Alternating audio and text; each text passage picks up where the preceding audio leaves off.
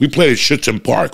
The butcher was up there. That motherfucker would chase you with a butcher knife. That's why they call him the butcher, and a dog, okay, when we were playing baseball. So when I see grass, 4 fucking bases, dirt, you got me. You're good, okay?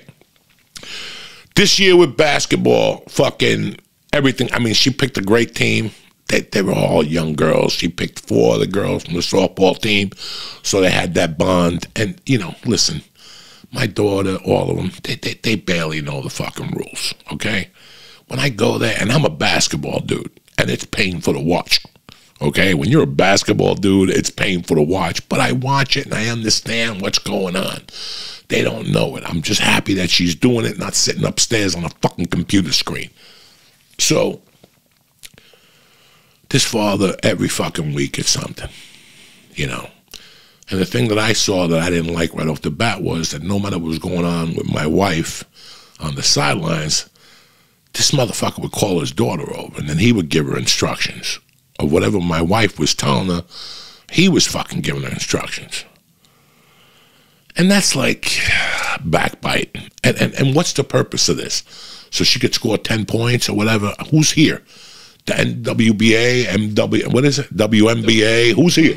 Holy Cross here? Who the fuck is here? Who's here? They're fucking 9 and 10 years old, guys. No, you're fucking, you know, he walks in with a scarf, Mr. fucking whatever. Okay. Last Saturday, they're 3-0. Last Saturday, going to their 4th game. Fucking great game, but for some reason, it got a little physical. And there was one ref with a bad fucking leg. And he's got to be 65 fucking years old. Now, I'm not mad at the ref.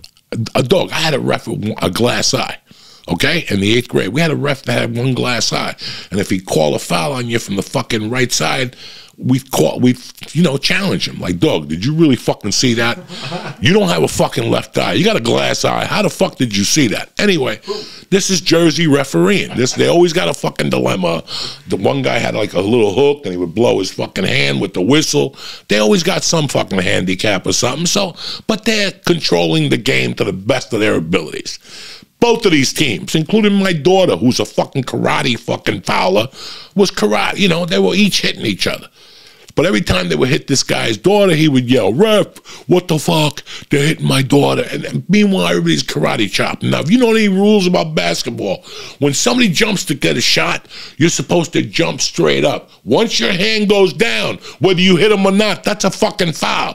When somebody's dribbling at you, if you're like this, you're fine. If they go to cross over and your hand is there, it's no foul. But if you reach for the ball in high school basketball in New Jersey, that's a foul. Little things. And you go, but I didn't touch him. It doesn't matter. You reached.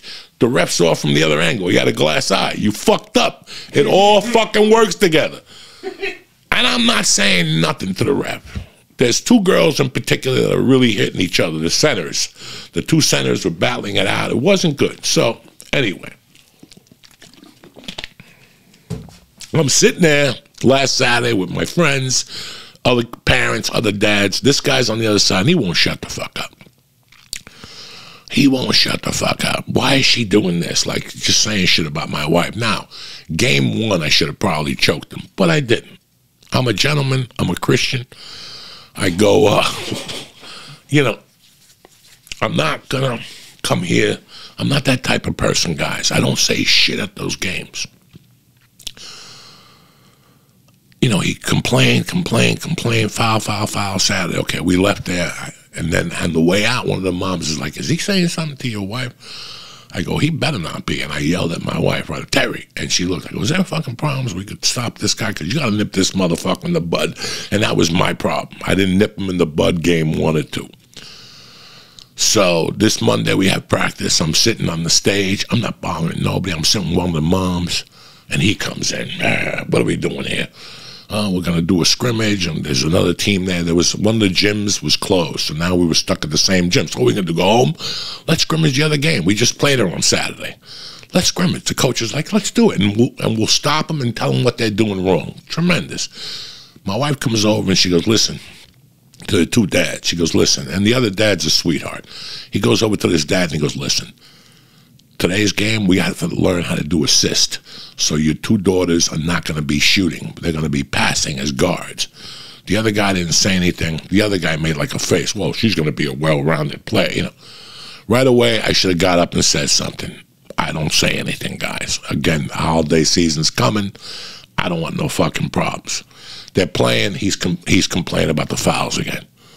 Where's the fouls? Yeah, this was a continuation from Saturday. And then, guys, you know,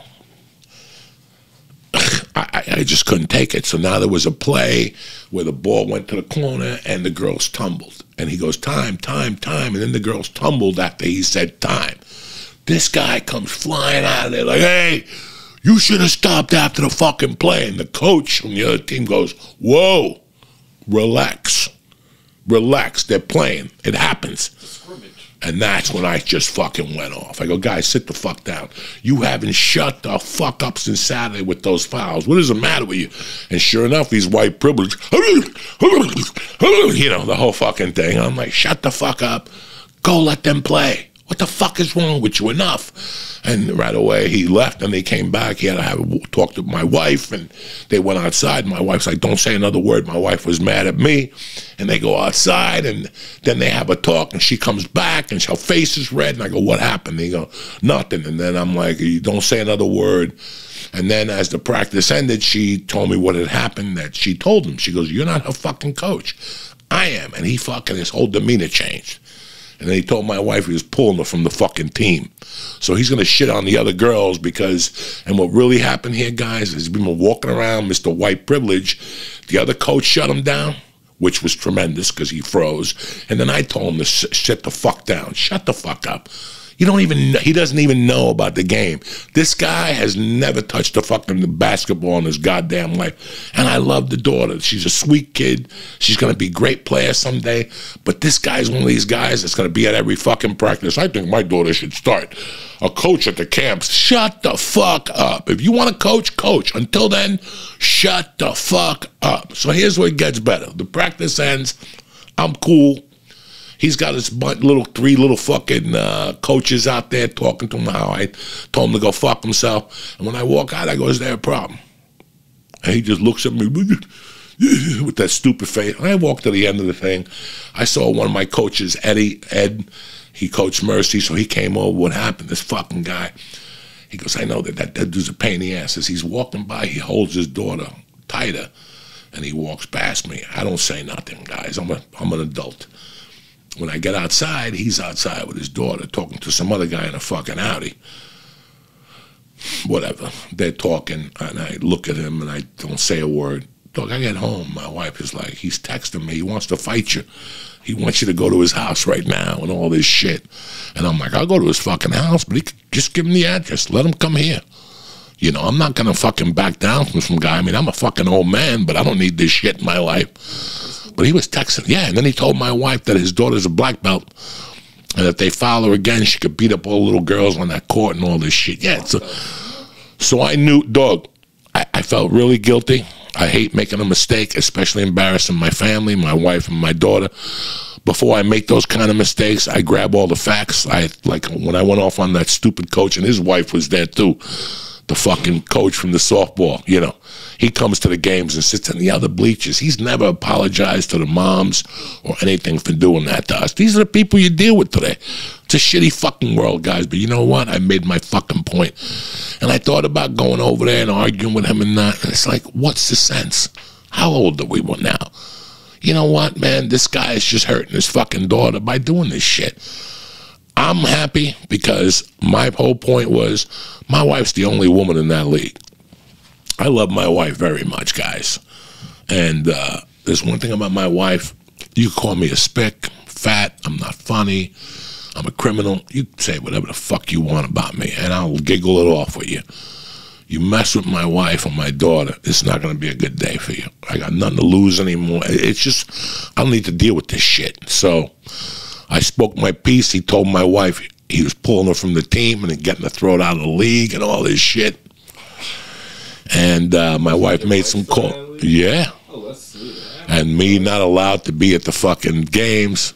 And the whole thing about this is, guys, he got shit on in public. He got shit on. Somebody called him out, and what did I tell you about white privilege? They all do this. Nobody's ever talking to me like, this is blasphemy, you know. No. This is the king of swing, motherfucker. One dime, one phone call, 20 motherfucking Puerto Ricans. How do you want to do this? How do you want to do this? And this is how I live my life. I'm just trying to be a good guy. I was telling Mike that I get up in the mornings. I always try to make somebody's day. I mind my fucking business. I don't give a fuck, especially now, the state of mind I've been lately the last year. I don't give a fuck about half this shit. You guys might think, and people send me stuff, do you care? What's going on now? Guys, I tell Mike when he comes here what's going on. The only thing I fucking read is Yahoo, and I read like one thing until I'm you know, that still throw Kanye under the fucking bus every day. Now he's saying shit about Jews' family, Russian Jews. Yeah. It's all bullshit, guys. Just we got fucking 10 more days to Christmas.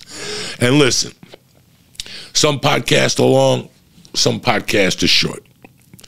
As a I love podcasting, and I love podcasts. I don't care what guest is on. I don't care if Jesus is on. I don't care who the fuck is on. The only thing I could do, you got me for 40 minutes when you do a podcast. You got me for about 40 minutes, and then when I come home that night, I can finish up your podcast. If it's 3 hours, 4 hours, Lex Friedman and all that shit, it takes me a week to listen to those fucking things, okay? When I started doing podcasting, we were doing 3-hour podcasts, 2-hour podcasts, an hour podcast, and you listen to them. And you're like, these podcasts were great, but they should have ended 30 minutes earlier. That podcast is great, but it should have ended an hour earlier.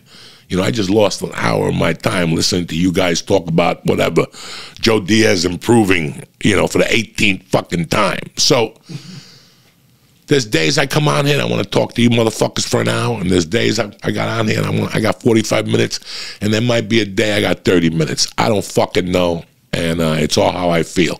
In fact, I'm doing you motherfuckers a favor. It's not that I don't want to be here. It's that whatever I got to tell you, I fucking told you, cocksuckers. I'm figuring what to do out in 2023. I'm going to talk to Mike in the next couple of weeks. We'll probably take the Christmas week off, and we'll make some changes. I have been looking for an office around here. I met with a realtor the other day, and she's going to keep her eyes open. I talked to the guys at the mall over here. I went to the medical building and saw if they had a closet that maybe we could just shoot videos in or whatever, because I think once I get out of the house, it'll be a lot fucking better. This was a 2-year experiment. I wanted to see what was going on, COVID, you know, before I got a studio, whatever. If I want to drive up north, that's not happening. I don't want to drive up north every day. I really don't want to drive much. I just want to keep it around here, maybe a little closer to Mike's house. And I'm trying to figure out a way for fucking guests and whatnot. Bear with me. I've been doing this for a long fucking time. And, you know, I don't enjoy half of these fucking nightmares. But I got to do them. I got to do this shit to keep you motherfuckers in check and to keep me in check. Because without this, I got fucking nothing.